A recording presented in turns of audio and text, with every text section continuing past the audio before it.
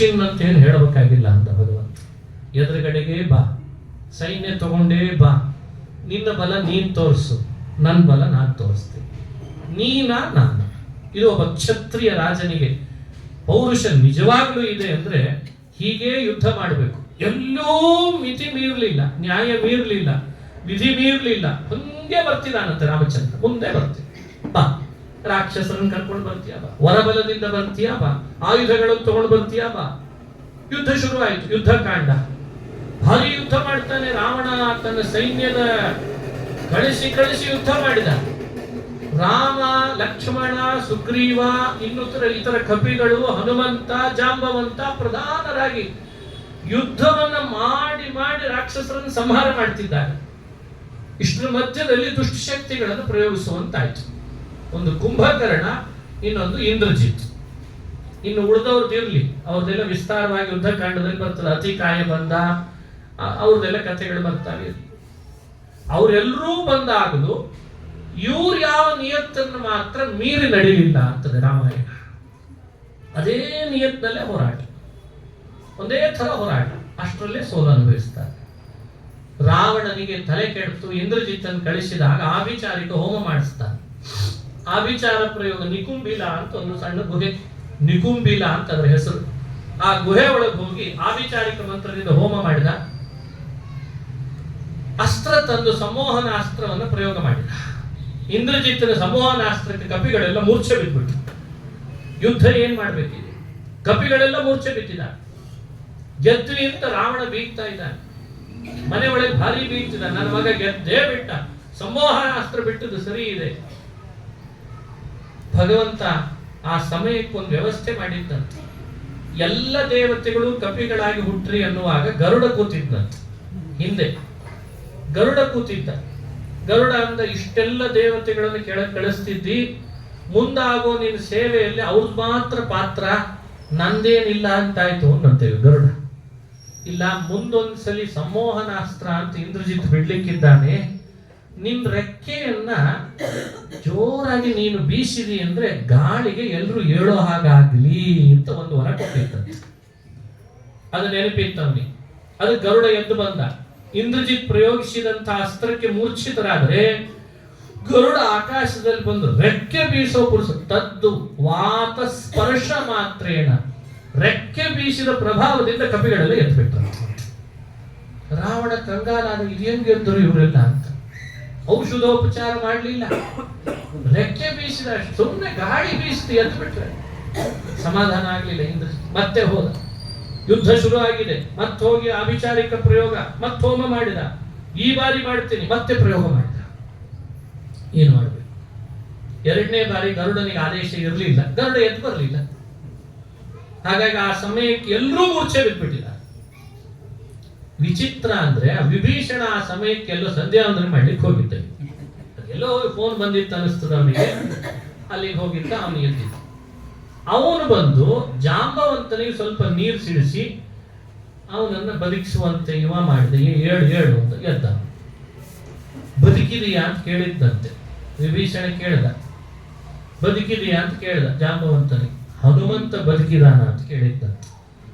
ಅವನು ಬದುಕಿದಾನೆ ಅಂದ್ರೆ ನಾವೆಲ್ಲ ಬದುಕಿದ್ದೇವೆ ಅಂತ. ಆಂಜನೇಯನ ವ್ಯಕ್ತಿತ್ವ ನೋಡ್ರಿ ಎಷ್ಟು ಅದ್ಭುತ. ಜಾಂಬವಂತ ಬಂದು ಆಂಜನೇಯನ ಬಳಿಗೆ ಬಂದು ಕೇಳ್ಕೊಳ್ತಾನೆ, ಈ ಎಲ್ಲ ಕಪಿಗಳಿಗೆ ಹೇಳಲಿಕ್ಕೆ ರಾಮನ ಇಚ್ಛೆ ಅಂತ ಸಂಜೀವಿನಿ ಬರಬೇಕು ಅಂತ. ಪ್ರಾಕ್ ಪಂಚಾಶತ್ ಸಹಸ್ರೈಃ ವ್ಯವಹಿತಂ ಅಮಿತಂ ಯೋಜನೈ ಪರ್ವತಂ ತಂ ಅಥವಾ ತ್ವಂ ಯಾವತ್ ಸಂಜೀವನಾದ್ಯೌಷಧ ನಿಧಿಮಧಿಕ ಪ್ರಾಣಲಂಕಾಮನೈಷೀಃ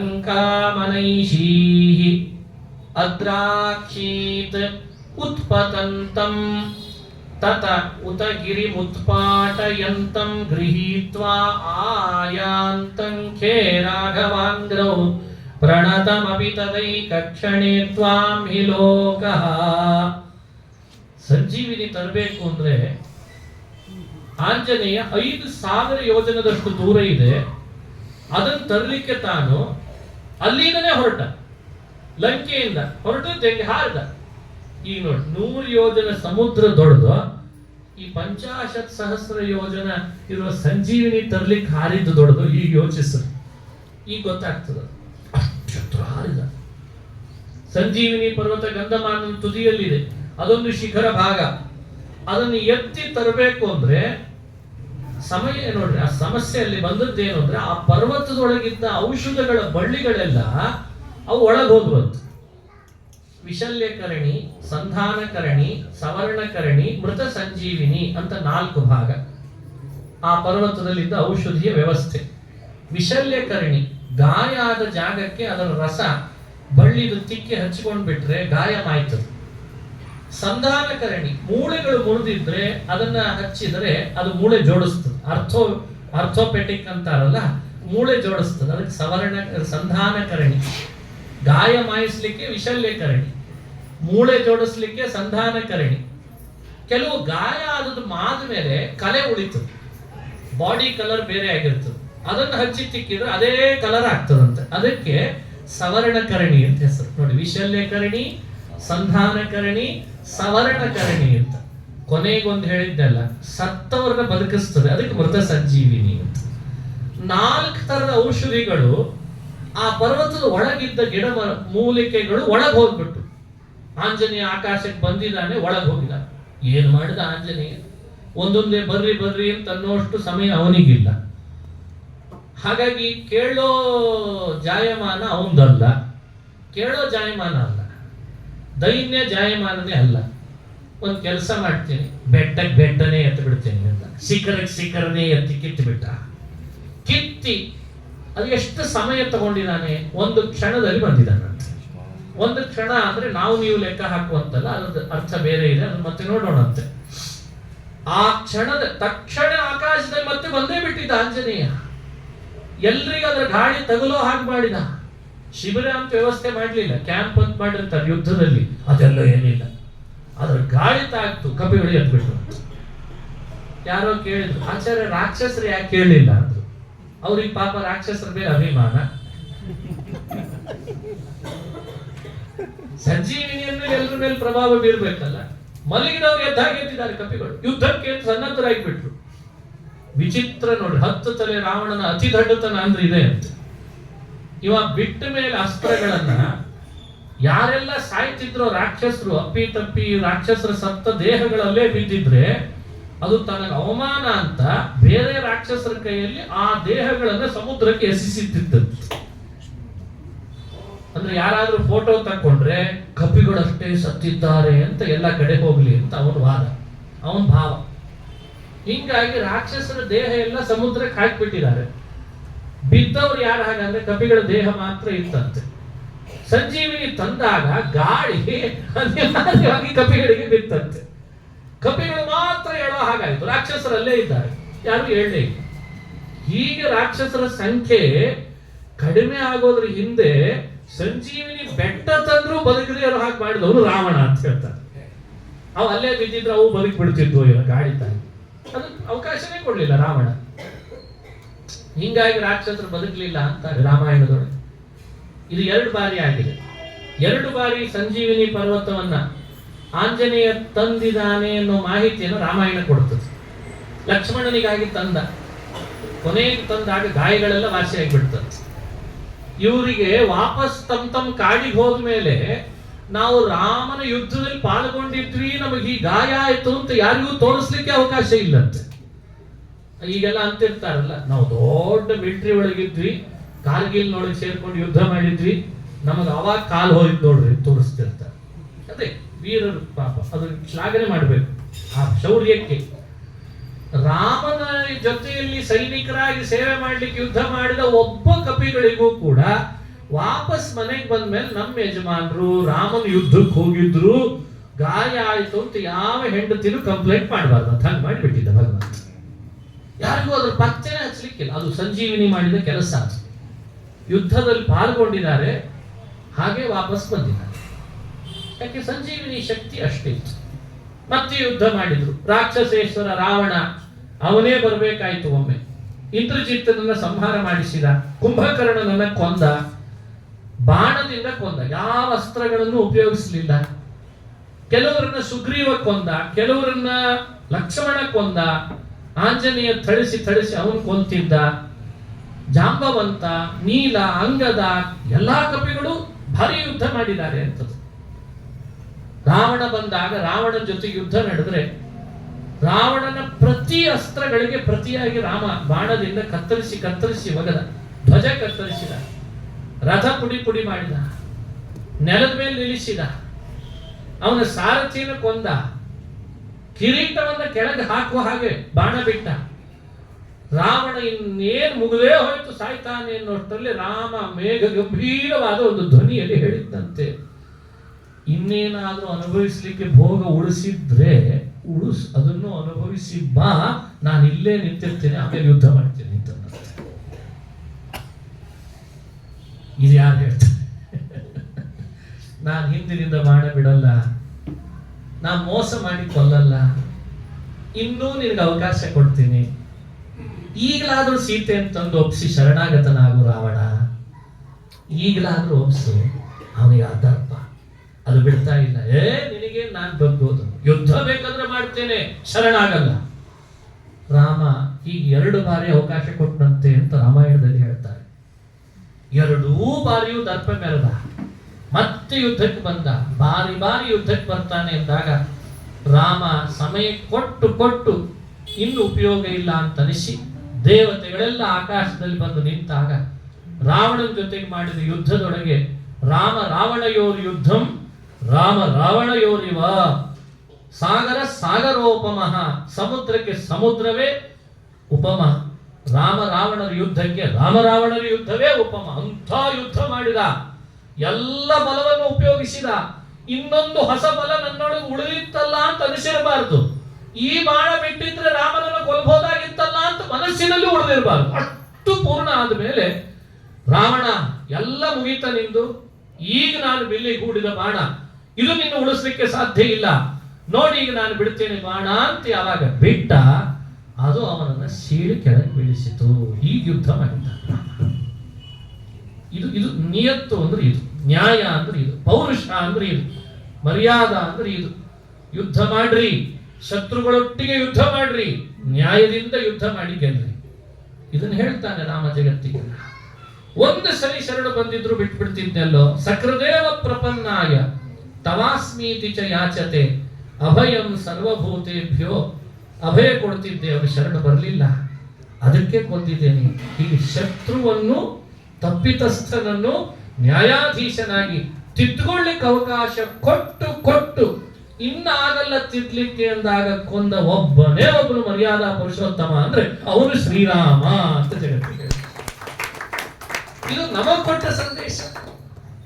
ತನ್ನ ಹೆಂಡತಿಯನ್ನೇ ಅಪಹರಿಸಿ ತನ್ನ ಮುಂದೆ ಯುದ್ಧಕ್ಕೆ ಬಂದು ನಿಂತು ರಾಕ್ಷಸರನ್ನ ಸೇರಿಸಿಕೊಂಡು ಮಾಡಬಾದ ಅಪರಾಧಗಳನ್ನು ಮಾಡಿದಂಥ ರಾವಣನಿಗೆ ತಿದ್ದುಕೊಳ್ಳಿಕ್ಕೆ ಇಷ್ಟು ಅವಕಾಶ ಕೊಡ್ತಾನೆ ರಾಮ ಅಂದ್ರೆ. ಇನ್ನು ಅವನ ಬಳಿ ಭಕ್ತಿ ಮಾಡಿ, ಅವನ ಪೂಜೆ ಮಾಡಿ, ಅವನ ಆರಾಧನೆ ಮಾಡಿ, ಅವನ ಉತ್ಸವ ಮಾಡಿ, ಅವನಿಗಾಗಿ ಅಂತ ಅವನಿಗೆ ಶರಣು ಬಂದ್ರೆ ಅವ್ರ ತಪ್ಪನ್ನು ತಿದ್ದದೇ ಇರ್ತಾನ. ಇದು ರಾಮಾಯಣ ನಮಗೆ ಹೇಳಬೇಕಾದ ತಿಳುವಳಿಕೆ. ಇದನ್ನೇ ತಿಳಿಸ್ತೀವಿ, ಇದು ಮೆಸೇಜ್. ಅವಂತೆ ನೋಡ್ರು, ರಾವಣನ್ ನೋಡ್ರಿ, ಅಷ್ಟಂತೂ ತಪ್ಪು ಮಾಡಿಲ್ಲಲ್ಲ, ನಾವು ಅಷ್ಟ ಅಪರಾಧ ಮಾಡಿಲ್ಲಲ್ಲ, ಮತ್ ಯಾಕೆ ಹೆದರ್ತೀಯ, ಯಾಕೆ ಶರಣು ಬರಲ್ಲ ರಾಮನನ್ನ? ಇದು ಜಗತ್ತಿಗೆ ರಾಮಾಯಣ ಕೊಡ್ತಿರುವ ಸಂದೇಶ. ಹೀಗೆ ರಾವಣನ ಸಂಹಾರ ಆದಾಗ ದೇವತೆಗಳು ಮತ್ತೆ ಪುಷ್ಪವೃಷ್ಟಿ ಮಾಡಿ ರಾಮನ ಸ್ತೋತ್ರ ಮಾಡ್ತಿದ್ದಾರೆ. ಅಷ್ಟರಲ್ಲಿ ಅದ್ರಂತೆ ಕೈಲಾಸದ ಶಿವ ಬಂದ. ಇದೇನ್ ನೀನ್ ಮಾಡಿದ ಯುದ್ಧ, ಅತ್ಯಂತ ಭಕ್ತನಾದ ನನ್ನ ಪ್ರಿಯನಾದ ರಾವಣನನ್ನು ಕೊಂದೆಲ್ಲ, ಬಾ ಈಗ ನನ್ನ ಜೊತೆಗೆ ಯುದ್ಧ. ಇವನು ಶುರು ಮಾಡಿದ. ಅಲ್ಲೋ ಈಗ ಸರಿ, ಇಲ್ಲ ನೀ ನನ್ನ ಜೊತೆಗೆ ಯುದ್ಧಕ್ಕೆ ಬಾ, ಬಾ ಯುದ್ಧಕ್ಕೆ ಬಾ ಅಂದ. ಶಿವನೊಟ್ಟಿಗೆ ಯುದ್ಧ. ಅವನೊಡ ಒಂದು ಬಿಲ್ಲು, ಇವನ ಹತ್ರ ಬಿಲ್ಲು, ಯುದ್ಧ ಮಾಡ್ತಾರೆ ಇನ್ನು ಅಂತ ಅನಿಸ್ತಂತೆ. ಅಷ್ಟು ವಿಕೋಪಕ್ಕೆ ಹೋಗಿದೆ. ರಾಮ ಹಿಡಿದ ಬಿಲ್ಲನ್ನ ಎದೆ ಏರಿಸಿ ಒಂದ್ಸಲಿ ಅದರ ಹಗ್ಗವನ್ನು ಎಳೆದಂತಷ್ಟೇ, ಎಳೆದು ಬಿಟ್ಟ. ಬಾಣ ಹೂಡಿಲ್ಲ, ಹಗ್ಗ ಎಳೆದು ಬಿಟ್ರೆ ಯಾವ ನೆಲದ ಮೇಲೆ ಶಿವ ಯುದ್ಧಕ್ಕೆ ಅಂತ ನಿಂತಿದ್ದ ಆ ಭೂಮಿ ಕಂಪಿತ ಆಗಿ ಶಿವ ಕೆಳಗೆ ಬಿದ್ದುಬಿಟ್ಟಂತೆ. ಹೀಗೂ ಒಂದು ಘಟನೆ ನಡೀತು ಅಂತ ರಾಮಾಯಣದಲ್ಲಿ ಹೇಳ್ತಾರೆ. ಮೊದಲು ರಾವಣನ ಸಂಹಾರ, ಆಮೇಲೆ ಶಿವನಿಗೆ ಒಂದು ರೀತಿ ಸೋಲಾಯಿತು ಒಂದು ಕೂಡಲೇ ಶಿವ ಬಂದು ಕಾಲು ತಪ್ಪಾಯಿತು ನಂದು ಅಂತ. ಇದು ಇದು ವಿಚಿತ್ರವಾದ ಘಟನೆ. ಇದನ್ನು ನೋಡಿ ದೇವತೆಗಳು ಮತ್ತೆ ರಾಮನನ್ನ ಸ್ತೋತ್ರ ಮಾಡುತ್ತಾರೆ. ಶಿವ ಸ್ತೋತ್ರ ಮಾಡಿದ. ಈ ಕಥೆಯು ಮೂಲ ರಾಮಾಯಣದಲ್ಲಿ ಬಂದದ್ದನ್ನ ಭಗವತ್ಪಾದರು ಉಲ್ಲೇಖಿಸ್ತಾರೆ. ಈಗ ಹೇಳಿ, ತನಗೆ ಬಂದ ಬ್ರಹ್ಮಹತ್ಯೆಯನ್ನು ಕಳ್ಕೊಳ್ಳಿಕ್ಕೆ ರಾಮೇಶ್ವರದಲ್ಲಿ ರಾಮ ಲಿಂಗವನ್ನು ಪ್ರತಿಷ್ಠೆ ಮಾಡಿದ ಅನ್ನೋ ಕಥೆ ಸರಿ ಹೋಗ್ತದ? ಸರಿ ಹೋಗ್ತದ? ಸರಿ ಹೋದ್ರೆ ಅದನ್ನೇ ಇಟ್ಕೊಳ್ಳಿ.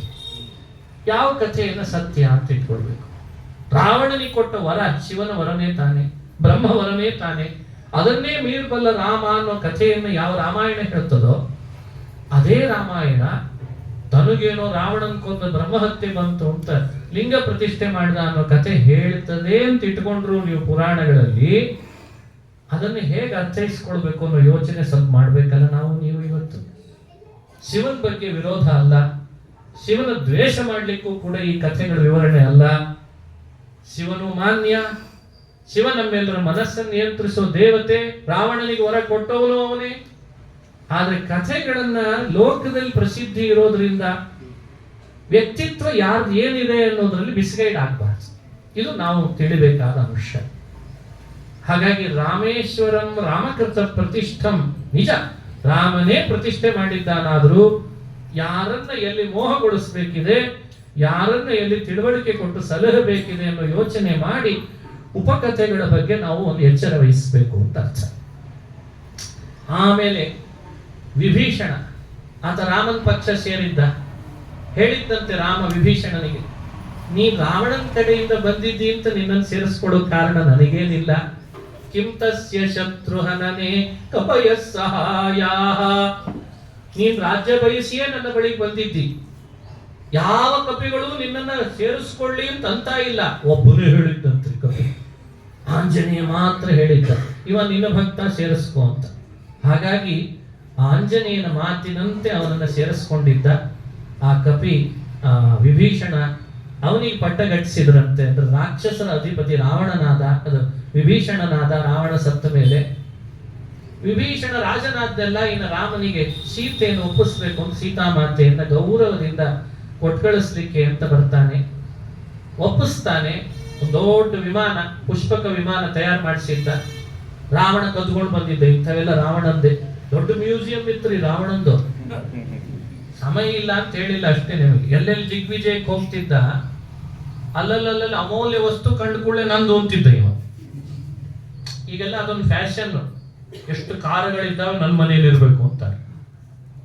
ಎಲ್ಲ ಕಾರುಗಳ ಸೆಲೆಕ್ಷನ್, ಬೈಕ್ಗಳ ಸೆಲೆಕ್ಷನ್, ಅದನ್ನ 10 ಸಲ ಹಾಕ್ತಾರೆ. ಮತ್ತೆ ನೋಡಿ, ಇಂಥ ಕಾರ್ ಇಟ್ಕೊಂಡಿದ್ದಾನೆ, ಇಂಥ ಕಾರ್ ಇಟ್ಕೊಂಡು. ಮುಂದೆ ಏನಪ್ಪ, ಆಯುಧ ಪೂಜೆ ದಿವಸ ಪೂಜೆ ಮಾಡ್ತಾರೆ, ಬೇರೆ ಏನ್ ಮಾಡಲ್ಲ. ನಮ್ಮ ಇಂಡಿಯಾದಲ್ಲಿ ಅಂತ ರಸ್ತೆನೇ ಇಲ್ಲ ಕಾರ್ ಓಡಿಸ್ಲಿಕ್ಕೆ. ಇದು ನಮ್ಮ ಪರಿಸ್ಥಿತಿ. ಉಪಯೋಗಿಸಿ ಹೋಗ್ಲಿ ಜೀವನದೊಳಗೆ. ರಾವಣ ಹಂಗಿಲ್ಲ, ಇಲ್ಲೇ ಇಲ್ಲ. ಬರೀ ತರೋದಲ್ಲ, ತಾನೇ ಉಪಯೋಗಿಸ್ತೀವಿ. ಕುಬೇರನ ಮನೆಗೆ ಹೋದ, ನೋಡಿದ್ರೆ ತನ್ನ ತಮ್ಮನೇ ಕುಬೇರ. ಕುಬೇರ ಏನ್ ಬೇರೆಯವನಲ್ಲ. ಅವನು ಈ ವಿಮಾನದಲ್ಲಿ ಓಡಾಡೋದು ಸಹಿಸ್ಲಿಕ್ಕೆ ಆಗ್ಲಿಲ್ಲ. ನೀನೇನು ವಿಮಾನದಲ್ಲಿ ಓಡಾಡೋದು, ನೀನ್ ಬೇಕಂದ್ರೆ ಯಾವ್ದಾದ್ರು ಒಂದು ಪ್ರೈವೇಟ್ ಮಾಡ್ಕೊಂಡು ಅಡ್ಡಾಡು, ಇದು ನನಗೆ ಕೊಡು ಅಂತ. ಪುಷ್ಪಕ ಕುಬೇರಂದದು. ಈ ಪ್ರೈವೇಟ್ ಜೆಟ್ ಅಂತ ಇಟ್ಕೊಂಡಿದಾರ ಇಲ್ಲ? ಯಾರು ಇಟ್ಕೊಂಡಿದ್ದಾರೆ? ಸಿನಿಮಾ ನಟರು ಇಟ್ಕೊಂಡಿದ್ದಾರೆ. ಸಿನಿಮಾ ನೋಡೋರು ಇಟ್ಕೊಂಡಿಲ್ಲ. ಮತ್ತೆ ಯಾರು? ಇವ್ರು ದುಡ್ಡು ಕೊಟ್ಟು ಅವ್ರಿಗೆ ಬಹುಮಾನ ಕೊಡಿಸ್ತಾರೆ ಅಷ್ಟೇ. ಬೇಕಾದ್ರೆ ದುಡ್ಡು ಕೊಟ್ಟು ಅವ್ರು ವಿಮಾನ ತಗೊಳ್ಳಿ ಅಂತ ಸಿನಿಮಾ ನಟರು, ರಾಜಕಾರಣಿಗಳು ಪ್ರೈವೇಟ್ ಜೆಟ್ ಯೂಸ್ ಮಾಡ್ತಾರೆ. ಭಾರಿ ಅಂತ. ರಾವಣ ಅಂದೇ ಪ್ರೈವೇಟ್ ಜೆಟ್ ಇಟ್ಕೊಂಡಿದ್ದ. ಪುಷ್ಪಕ ತಗೊಂಡು ಬಂದ್ಬಿಟ್ಟಿದ. ಕುಬೇರ ಪಾಪ ಬಡ್ಕೋತಿದ್ದ, ನಂದೋದು ತಾನೆ. ಏನಾದ್ರೂ ಇನ್ನೊಂದ್ಸಲಿ ತಗೊಂಡು ಹೋಗ್ಲಿಕ್ಕೆ ನೋಡಿದ್ರೆ ನೋಡಿ ನಿನ್ನ ಅಂದ್ಬಿಟ್ಟು ಕುಬೇರ ಸುಮ್ಮನಾಗ್ಬಿಟ್ಟ. ನಮ್ಗೆ ಯಾಕೆ ಬೇಡ್ಬಿಡು, ಹೋಗ್ಲಿ ಬಿಡ ನಮ್ಮ ಅಣ್ಣ ಅಂತ. ಹಿಂಗೆ ಇದೊಂದು ಅಣ್ಣ ತಮ್ಮಂದ್ರೆ ವಿಚಿತ್ರ ಜೋಡಿ. ನಿನ್ನೆ ಹೇಳುವಾಗ ಹೇಳಿರ್ಲಿಲ್ಲ. ರಾವಣ ಕುಬೇರ ವಿಮಾನ ಬಿಟ್ಬಿಟ್ಟಿದ್ದ. ಅದೇ ವಿಮಾನವನ್ನು ವಿಭೀಷಣ ಮತ್ತೆ ತಯಾರು ಮಾಡಿಸಿದ. ಯಾಕೆ? ಸೀತೆಯನ್ನು ಕೂಡಿಸ್ಕೊಂಡು ರಾಮ ಅಲ್ಲಿಂದ ಬಂದಿದ್ದಾನೆ. ವನವಾಸ ಮುಗೀತು, ಹಿಂದಿನ ದಿನ ವನವಾಸ ಮುಗಿದಿತ್ತು. ನಿಗದಿತವಾದ ದಿನಕ್ಕೆ ಹೋಗ್ಲೇಬೇಕಲ್ಲ ರಾಮ. ವಿಮಾನದಲ್ಲಿ ಹೋಗ್ಬಿಡ್ಲಿ ಲಂಕೆಯಿಂದ ಅಯೋಧ್ಯ ಪಟ್ಟಣಕ್ಕೆ. ಸಾಕೇತ ಅಂತ ಕರೀತಾರೆ. ಸಾಕೇತನಾಥ ಕಪಿಲೋಕೆ ಸಾಕೇತಪುರಿ. ರಾಮ ಸಾಕೇತಕ್ಕೆ ಹೋಗ್ಬೇಕಾದ್ರೆ ವಿಮಾನದಲ್ಲಿ ಹೋಗ್ಲಿ ಅಂತ ಆಸೆ. ವಿಮಾನ ಹತ್ತಾನೆ, ಕೂಡ್ತಾನೆ, ಕರ್ಕೊಂಡು ಹೋಗ್ತಾನೆ. ಸರಿ, ಇಂತ ಸೀತೆ ಒಳಗೆ ಕೂತಿದ್ದಾಳೆ, ಕಪಿಗಳೆಲ್ಲ ಸುತ್ತುವರೆದಿದ್ದಾರೆ, ರಾಮನಿಗೆ ಜಯಘೋಷ ನಡೆಸಿದ್ದಾರೆ. ಇನ್ನು ರಾಮ ಒಬ್ಬನು ಕೂಡ್ಲಿ ಅಂತ ವಿಭೀಷಣ ಕೇಳಲಿಕ್ಕೆ ಬಂದ, ನೀನು ವಿಮಾನದಲ್ಲಿ ಕೂತ್ ಬಿಡು, ಅಯೋಧ್ಯೆಗೆ ಹೊರಟ್ಬಿಡು. ಈ ಕಪಿಗಳೆಲ್ಲ ಏನು ಅಂದ ರಾಮ, ಅವ್ರನ್ನೆಲ್ಲ ಒಂದು ಟ್ರಕ್ ಮಾಡಿ ಕಳಿಸ್ಬಿಡ್ತೀನಿ ದಂಡಕಾರಣ್ಯಕ್ಕೆ. ಅಶೋಕ ಲೈಲ್ಯಾಂಡ್ ಅಂತದಲ್ಲ, ಹೌದಲ್ಲ, ಅದೇ ಹೆಸರು. ಅದನ್ನು ತರಿಸ್ತೀನಿ, ಕಳಿಸ್ಬಿಡ್ತೀನಿ. ಅವ್ಕರ್ ನೀನು ವಿಮಾನದಲ್ಲಿ ಕೂಡಿಸ್ತಿ, ಅವು ಸೀಟ್ ಗೀಟ್ ಹರಿದು ಹಾಕಿಬಿಟ್ರೆ, ಗ್ಲಾಸ್ ಹೊಡೆದ್ರೆ ಅದ್ರದ್ದು ಮೇಂಟೆನೆನ್ಸ್ ಅಷ್ಟು ಸುಲಭ ಇಲ್ಲ. ಇದು ವಿಭೀಷಣನ ಬುದ್ಧಿ. ರಾಮ ಅಂತಾನೆ, ಅರೇ ಏನ್ ತಿಳಿದಿದ್ದಿ ಕಪಿಗಳನ್ನ? ಅವೇ ನನ್ನ ಕಪಿಗಳವು ಅಂತ. ನಾನು ನನ್ನ ಹೆಂಡತಿ ವಿಹಾರ ಮಾಡ್ಲಿಕ್ಕೆ ವಿಮಾನ ಅಂತಿದ್ಯಲ್ಲ, ಅಲ್ಲ ಅಂತ ಎಲ್ಲ ಕಪಿಗಳನ್ನು ಹತ್ಸೋದ್ಬಿಟ್ಟಂತ. ಇದು ರಾಮ. ಅಂದೂ ಕಪಿಗಳನ್ನ ತನಗೆ ಅಂತ ಮಾಡಿದ ಸೇವೆಗೆ ಮರೆಯದೆ ಕ್ಷಣಕ್ಕೆ ನನ್ನ ಕಪಿಗಳು. ಈ ವಾತ್ಸಲ್ಯ ಜಗತ್ತಿನಲ್ಲಿ ಯಾವ ಯಜಮಾನಿಗೆ ಬರ್ಲಿಕ್ಕೆ ಸಾಧ್ಯ? ಕೂಡಿಸಿದ ಕಪಿಗಳನ್ನೆಲ್ಲ. ಅವು ಪಾಪವು ಯಾರ್ಯಾರ ಮೇಲೆ ಬಿದ್ದಾವು ಏನೋ ಕಪಿಗಳವು ಅಂತೂ ವಿಮಾನದಲ್ಲಿ ಕೂತ್ಕೊಂಡು ವಿಮಾನ ಲಂಕೆಯಿಂದ ಹಾರಿತು ಆಕಾಶಕ್ಕೆ. ಇನ್ನೇನು ಸಾಕೇತ ಅಯೋಧ್ಯೆನೇ ಬರ್ತದೆ ಅಂತ ಅವುಗಳಿಗೆ ಭಾವನೆ. ರಾಮ ಸೂಚನೆ ಕೊಟ್ಟಿದ್ದಾನೆ, ಆಕಾಶಕ್ಕೆ ಹಾರಿ ಸ್ವಲ್ಪ ಹೊತ್ತರಲ್ಲಿ ಕೆಳಗಿಳಿಲಿ ಅಂತ ಹೇಳಿದ್ದ. ಕೆಳಗಿಳಿದ್ಬಿಟ್ಟು ವಿಮಾನ ಕೆಳಗಿಳಿತು. ಏನು ಖುಷಿ ಕಪಿಗಳಿಗೆಲ್ಲ. ನಾವೆಂದೂ ಪಟ್ಟಣನೇ ನೋಡಿಲ್ಲ, ಅಯೋಧ್ಯ ಪಟ್ಟಣ ಬಂದಿದೆ, ಬೀದಿ ಅಡ್ಡಾಡೋಣ ಅಂತ ಅವಕ್ಕೆ ನೋಡ್ತಾವೆ. ಕಾಡು ಬಂದ್ಬಿಟ್ಟಿದೆ, ಅವೇ ದಂಡಕಾರಣ್ಯ, ಅದೇ ಕಾಡು ಮರ ಅವೇ ಕಾಣಿಸ್ತಾ ಇದ್ದಾವೆ. ಇದು ಯಾಕೋ ನಮ್ಮನೆ ಬಂದಾಗ ಆಯ್ತಲ್ಲ ಅದು. ಅಥವಾ ಪಟ್ಟಣನು ನಮ್ಮನೆ ಇದ್ದಂಗುದನು ಏನೋ ನಾವು ತಿಳ್ಕೊಂಡಿದ್ವಿ. ಪಾಪ ನೋಡ್ತಾವೆ, ಇಲ್ಲ ನಮ್ದ ಮನೆ ಅಂತ ಖಾತ್ರಿ ಆಯ್ತು ಅವರಿಗೆ. ಭಾರೀ ಮುಖಕ್ಕೆ ಬೇಜಾರಾಗಿ ತಲೆ ಕೆಳಗೆ ಹಾಕ್ಕೊಂಡು ರಾಮನ ಹತ್ರ ಒಂದು ಕಪಿ, ತುಂಬಾ ಉತ್ಸಾಹದ ಕಪಿ ಕೆಲವರು ಇರ್ತಾರೆ, ಇಷ್ಟು ಬೇಜಾರಾದಾಗ ತಡ್ಕೊಳ್ಳಿಕ್ಕಾಗಲ್ಲ, ಕೆಡೆ ಬಿಡ್ತಾರೆ. ಕೆಲವ್ರೇನೋ ಪಾಪ ಹೇಳಲಿಕ್ಕೆ ಭಯದಿಂದ ಸುಮ್ಮನೆ ಕೂತಿರ್ತಾರೆ ಅಷ್ಟೇ, ಹೇಳೇ ಬಿಡ್ತಾರೆ. ಹೀಗೆ ಕೈ ಕೊಡ್ತೀನಿ ಗೊತ್ತಿರ್ಲಿಲ್ಲ ರಾಮ, ನೀನೇನೋ ಅಯೋಧ್ಯೆ ಕರ್ಕೊಂಡು ಹೋಗ್ತೀನಿ ನಮ್ಮನ್ನ ಅಂತ ಅನ್ಕೊಂಡಿದ್ವಿ ಅಂದ್ರಂತೆ. ರಾಮ ಅಂದ್ರೆ ನಿಮ್ಮನ್ನ ಯಾರು ಇಳಿಲಿಕ್ಕೆ ಹೇಳಿದ್ರು ಅಂತ? ನಾನು ನಿಮ್ಮನ್ನ ಇಳಿಸ್ಲಿಕ್ಕೆ ವಿಮಾನ ಇಳಿಸಿಲ್ಲ, ನಿಮ್ಮ ಹೆಂಡತಿಯರನ್ನ ಕರ್ಕೊಳ್ರಿ ಅಂತಂತೆ. ಅವ್ರೇನು ಯುದ್ಧಕ್ಕೆ ಬಂದಿರ್ಲಿಲ್ಲ, ಆದ್ರೆ ಅವುಗಳಿಗೆಲ್ಲ ಮನಸ್ಸಿನಲ್ಲಿ ಇರ್ತದಲ್ಲ, ರಾಮ ನಮ್ಮ ಯಜಮಾನ್ರನ್ನ ಕರ್ಕೊಂಡು ಹೋದ ಅಂತ. ಹಾಗಾಗಿ ಅವರನ್ನು ಕರ್ಕೊಳ್ರಿ, ಕೌಸಲ್ಯ ಅಯೋಧ್ಯೆಗೆ ಬರ್ರಿ, ಅಯೋಧ್ಯೆಯಲ್ಲಿ ನಾನು ಪಟ್ಟಾಭಿಷಿಕ್ತನಾದಾಗ ನೀವೆಲ್ಲರೂ ಇರಬೇಕು. ಯಾವ್ಯಾವ ಕಪಿಗಳು ಈ ಕೆಲಸದೊಳಗೆ ಅಂತ ನೀವು ಸೇವೆ ಮಾಡಿದ್ದಿದೆ, ನಿಮಗೆ ಅಂತ ಒಂದು ಸನ್ಮಾನ ಮಾಡಬೇಕು. ಒಬ್ಬರಿಗೆ ಸನ್ಮಾನ ಮಾಡಿದ್ರೆ ಫೋಟೋ ಒಬ್ಬರದ್ದೇ ಬರ್ತದೆ. ಸನ್ಮಾನನು ದಂಪತಿಗಳಿಗೆ ಮಾಡ್ತೀನಿ, ಕಪಿ ದಂಪತಿಗೆ ಇಷ್ಟು ಬೆಲೆ ಕೊಟ್ಟಂತೆ ಭಗವಂತ. ನೀವು ಬರ್ರಿ, ನಿಮ್ಮ ಮನೆಯವರನ್ನು ಕರ್ಕೊಂಡು ಬರ್ರಿ. ಇದು ಒಂದುಗೂಡಿಸುವ ಸ್ವಭಾವದ ಆ ರಾಮನ ವ್ಯಕ್ತಿತ್ವ. ಒಂದಾಗಿ ಕಾಣ್ರಿ ಅಂತ ಹೇಳುವ ರಾಮನ ವ್ಯಕ್ತಿತ್ವ ನೋಡ್ಬೇಕು. ಎಲ್ಲರನ್ನು ಹತ್ತಿಸ್ಕೊಂಡು ಒಬ್ಬೊಬ್ಬ ಕಪಿಗಳ ದಂಪತಿಗಳಿಗೆ ಅವರವರನ್ನೇ ಹೆಸರು ಕೂಗಿ ಕರೆದು ಅವರ ಸೇವೆಗೆ ಅವರಿಗೆ ಒಂದು ಶ್ಲಾಘನೆ ಮಾಡಿ ಬೆಂತಟ್ಟಿ ಅವರನ್ನೆಲ್ಲ ಹರಿಸಿದ್ನಂತೆ. ಇದು ರಾಮ ತನ್ನ ಸೇವೆ ಮಾಡಿಸ್ಕೊಂಡದ್ದಕ್ಕೆ ಅವರಿಗೆ ಮಾಡಿದ ಸತ್ಕಾರ. ಇದನ್ನು ರಾಮಾಯಣದ ಉಪಕಥೆಯಾಗಿ ಕೆಲವರು ಹೇಳ್ತಾರೆ. ರಾಮ ಆಮೇಲೆ ಬರುವ ಮುನ್ನವೇ ಹನುಮಂತನಿಗೆ ಹೇಳಿದ್ದ, ಭರತ ಅಗ್ನಿ ಪ್ರವೇಶ ಮಾಡ್ತಿದ್ದಾನೆ, ಅವನಿಗೆ ಅಗ್ನಿ ಪ್ರವೇಶ ಆಗ್ಬಾರ್ದು, ನೀನು ಮೊದಲು ಹೋಗಿ ತಡಿ ಎಂದಿದ್ದ. ಆಂಜನೇಯ ಭರತನನ್ನ ತಡದ್ನಂತೆ. ನೋಡಿ, ಆಂಜನೇಯ ಕೆಲಸ ಮಾಡಿದ, ವಿಭೀಷಣನನ್ನ, ಸುಗ್ರೀವನನ್ನ, ಭರತನನ್ನ ಎಲ್ಲ ಸಂದರ್ಭದೊಳಗೆ ಆಂಜನೇಯನೇ ಕೆಲಸ ಮಾಡಿದ, ತಡದ. ಆಮೇಲೆ ತಡದ ಮೇಲೆ ರಾಮ ಬಂದಿದ್ದಾನೆ, ಆನಂದ ಅಂತೆ ಭರತನಿಗೆ, ಎಲ್ಲಿಲ್ಲದ ಆನಂದ. ಊಟ ಮಾಡಿಲ್ಲ, ನೀರು ಕುಡಿದಿಲ್ಲ, ಬ್ರಹ್ಮಚರ್ಯ ಕಾಪಾಡಿಕೊಂಡಿದ್ದಾನೆ. ಅಷ್ಟಾದ್ರೂ ರಾಮ ಬಂದಾಗ ಎಲ್ಲಿಲ್ಲದ ಉತ್ಸಾಹ ಬಂತು. ಹತ್ರ ಬಂದು ರಾಮಚಂದ್ರನನ್ನ ಆಲಿಂಗಿಸಿಕೊಂಡು ರಾಮ ನೋಡ್ತಿದ್ದಾನೆ, ಕಣ್ತುಂಬ ಆನಂದ ಬಾಷ್ಪ ಸುರಿತಾ ಇದೆ ಭರತನನ್ನು ನೋಡಿ. ಪಾದಗಳಿಗೆ ಪಾದಯೋ ಭರತಃ ಭಕ್ತಿ ಭರಿತಃ ಪಾದಯೋ ಪ್ರಣನಾಮ, ಭಕ್ತಿಯಿಂದ ಪಾದಗಳಿಗೆ ನಮಸ್ಕಾರ ಮಾಡಿದ. ಅವನನ್ನ ಮೇಲೆತ್ತಿ ರಾಮ ಭರತನನ್ನು ಕರೆದುಕೊಂಡೇ ಅಯೋಧ್ಯೆಯಲ್ಲಿ ಪ್ರವೇಶ ಮಾಡಿದ. ರಾಮನಿಗೆ ಪಟ್ಟಾಭಿಷೇಕೋತ್ಸವ ಅಂದ್ರೆ ಆವಾಗಲೇ ಆಗಿದ್ದಂತೆ. ಸಿಂಹಾಸನದಲ್ಲಿ ಕೂಡಿಸಿದ್ರು, ದೊಡ್ಡ ದೊಡ್ಡ ಸಂಭ್ರಮ. ಅಯೋಧ್ಯೆ ಪ್ರಜೆಗಳಿಗೆ ಎಲ್ಲಿಲ್ಲದ ಸಂಭ್ರಮ ಅಂತವತ್ತು. ರಾಮ ವನವಾಸ ಮುಗಿಸ್ಕೊಂಡು ಕಾಡಿಗೆ ಬಂದಿದ್ದಾನೆ. ಎಲ್ಲಾ ಋಷಿ ಮುನಿಗಳು ಆ ತೀರ್ಥಗಳಿಂದ ಬಂಗಾರದ ಕಲಶಗಳಲ್ಲಿ ತನ್ನ ನೀರನ್ನ ವೇದ ಮಂತ್ರಗಳಿಂದ ಅವನನ್ನು ಕುಡಿಸಿ ಪಟ್ಟಾಭಿಷೇಕ ಮಾಡಿ ದೇವಸ್ಯತ್ವಾ ಸವಿತು ಪ್ರಸವೇಶ್ವಿನೋರ್ಬಾಹುಭ್ಯಾಂ ಪೂಷ್ಣೋ ಹಸ್ತಾಭ್ಯಾಂ ಅಭಿಷೇಕ ಮಾಡಿದಾರಂತೆ ರಾಮನಿಗೆ ಪಟ್ಟಾಭಿಷೇಕ. ಎಲ್ಲರೂ ಅವನ ಸೇವಕರಾಗಿ ಅವನ ಹತ್ರ ಯಾರು, ದೂರ ಯಾರು, ಅತಿ ಹತ್ರ ಯಾರು, ಸ್ವಲ್ಪ ದೂರ ಯಾರು, ಅದಕ್ಕೆ ತಕ್ಕಂತೆ ನಿಂತಿದ್ದಾರೆ. ರಾಮ ತನ್ನ ಶ್ವೇತಛತ್ರದ ಆ ಸಿಂಹಾಸನದ ಕೆಳಭಾಗದಲ್ಲಿ ಕುಳಿತು ಎಲ್ಲರನ್ನ ಹರಿಸ್ತಾ ಇದ್ದಾನೆ. ಸೀತೆಯನ್ನು ಕೂಡಿಸಿಕೊಂಡು ತನ್ನ ಪಟ್ಟಾಭಿಷೇಕ ಮಾಡಿಸಿಕೊಂಡ ಅಂತನ್ನೋ ಕಥೆ ರಾಮಾಯಣದಲ್ಲಿ ಬರ್ತದೆ. ಮುಂದೆ ರಾಮನ ರಾಜ್ಯ ಭಾರ ಪ್ರಾರಂಭ ಆಯಿತು. ಬಹಳ ಸೇವೆ ಮಾಡಿದ ಹನುಮಂತನಿಗೆ ಆ ಸೀತೆಯ ಮೂಲಕವಾಗಿ ಕರುಣಾಂ ಬಬಂಧ ಮಣಿಮಂಜುಮಾಲಾ ವ್ಯಾಜೇನ ದೀರ್ಘಾಂ ಕರುಣಾಂ ಬಬಂಧ ಅಂತ ನಿರಂತರ ಭಕ್ತಿಯನ್ನು ಪ್ರಾರ್ಥಿಸಿದ ಹನುಮಂತನಿಗೆ ಅನುಗ್ರಹಿಸಿದ್ದಾನೆ.